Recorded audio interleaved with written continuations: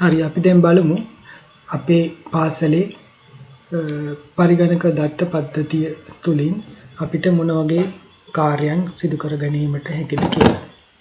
පළමුව අපි පරිගණකයේ බ්‍රවුසර් එක ඕපන් කරගෙන එහි ඇඩ්‍රස් බාර් එකේ හේනගම centralcollege.info අපේ වෙබ් ඇඩ්‍රස් එක ටයිප් කරලා වෙබ්සයිට් එකට යනවා. දැන් මම වෙබ්සයිට් එකට ලොග් වෙලා තියෙන්නේ. ඔබට පේනවා. මට පුළුවන් මේ වෙබ්සයිට් එකේ මේ විදිහට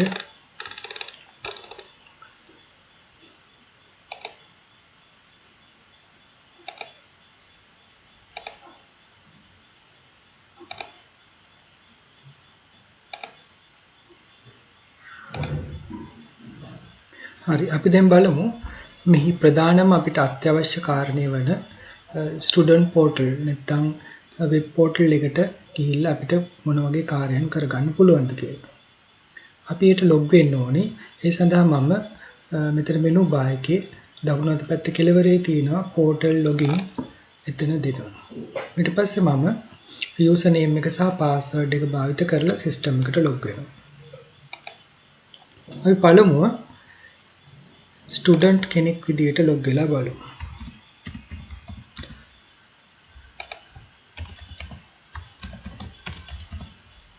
යූසර් නේම් සහ පාස්වර්ඩ් මම ලබා දීලා සයින් ඉන් ලබා දෙනවා.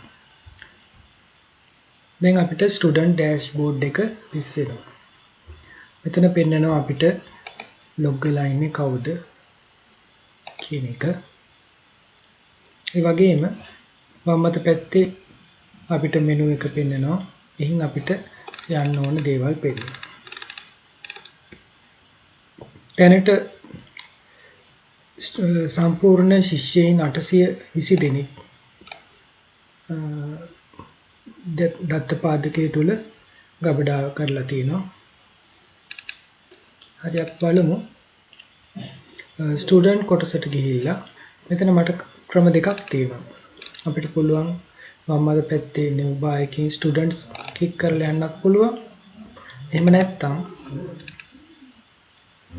quick access portals කියන තැන access portals මෙතන ස්ටුඩන්ට් පෝර්ටල් එකට යන්නත් පුළුවන්.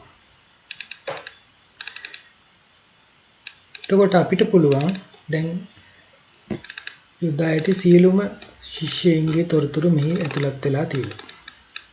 අපිට පුළුවන් එය ශිෂ්‍යයෙක්ගේ නමක් එහෙම නැත්නම් ඇතුළත් වීමේ අංකයක්, ලිපිනයක්, ෆෝන් නම්බර් එක නැත්නම් දෙමාපියන්ගේ නමකින් ඕනම කෙනෙක්ගෙන් ළමෙක් සර්ච් කරලා බලන්න පුළුවන්. උදාහරණයක් විදිහට අපි බලමු අපි පෙරේරා කියලා ගහලා බලමු මෙතන. එතකොට පෙරේරා කියන නම ඇතුළත් වෙන ශිෂ්‍යයින් මෙතන පෙන්වනවා. ඔක්කොම ළමයි 47 දෙනෙක් ඉන්නවා. මේ විදිහට අපිට ඕන ඇතුළත් වීමේ අංකයක් සඳහන් කරලා බලන්නත් පුළුවන්.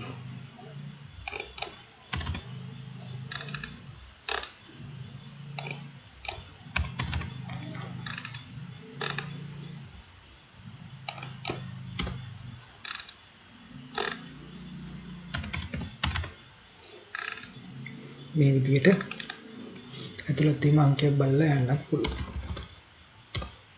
ඒ වගේම අපිට අවශ්‍ය නම් නිවාස අනුව ළමයි තෝරගන්නත් පුළුවන්. ගැමුණු නිවාසයේ ළමයි. මෙතන apply filters කියන එක දෙන්න. එතකොට ගැමුණු නිවාසයේ සියලුම ළමයි මෙතන පෙන්නනවා. ඒ වගේම ගැමුණු නිවාසයේ අපිට ඕනේ නම් 6 ශ්‍රේණියේ ළමයි බලන්න. මෙතන grade 6 select කරලා නිවාසයේ ගැමුණු නිවාසයේ තෝරලා අපිට බලන්න පුළුවන්. මේ විදිහට. එහෙම නැත්නම් අපිට පන්තියක් විශේෂයෙන් බලන්න ඕන නම් එහෙමත් පුළුවන්. ගෑනු ළමයි පිරිමි ළමයි වෙන් කරන්න ඕන නම් එහෙමත් බලන්න පුළුවන්. පිරිමි ළමයි විතරක් බලන්න ඕන නම් 6 ශ්‍රේණි අපිට මේ විදිහට ෆිල්ටර් කරන්න පුළුවන්. අපිට 10 ශ්‍රේණිය ළමයි බලන්න ඕන නම් මෙතන 10 ශ්‍රේණිය කියලා දුන්නා. apply filters දුන්නාම 10 ශ්‍රේණියේ ළමයි ටික පෙන්නනවා. දෙමු නිවාසයේ ඉන්න ළමයි. අලුත් ශිෂ්‍යයෙක් අපි පද්ධතියට ඇතුළත් කරගන්නකොට අපිට පුළුවන් මෙතන උඩ තියෙනවා add new student කියලා බටන් එකක්. එතන ක්ලික් කරලා එතකොට ලැබෙන මේ ෆෝම් එක නිවැරදිව පුරවලා අපිට පුළුවන් අලුත් ශිෂ්‍යයෙක් ඇතුළත් කරන්න. එහිදී ඇඩ්මිෂන් නම්බර් එක ඇතුළත් තියෙන අංකය නිවැරදිව ටයිප් කරන්න ඕන. ඇතුළත් තියෙන අංකය ඉලක්කම් 5කින් යුත් ඇතුළත් තියෙන අංකයක්. සඳහන් කරන්න ඕන. ඒ වගේම ග්‍රේඩ් එක මෙතන ග්‍රේඩ් එක සිලෙක්ට් කරන්න තියෙන්නේ. 6ද 7ද 8ද ඔය විදිහට ග්‍රේඩ් එක සිලෙක්ට් කරන්න පුළුවන්. සම්පූර්ණ නම ටයිප් කරන්න ඕන. සම්පූර්ණ නම මෙතන වාසගම සමගම සම්පූර්ණම නම ටයිප් කරන්න ඕන. පන්තිය තෝරන්න පුළුවන් මෙතන. ඊට පස්සේ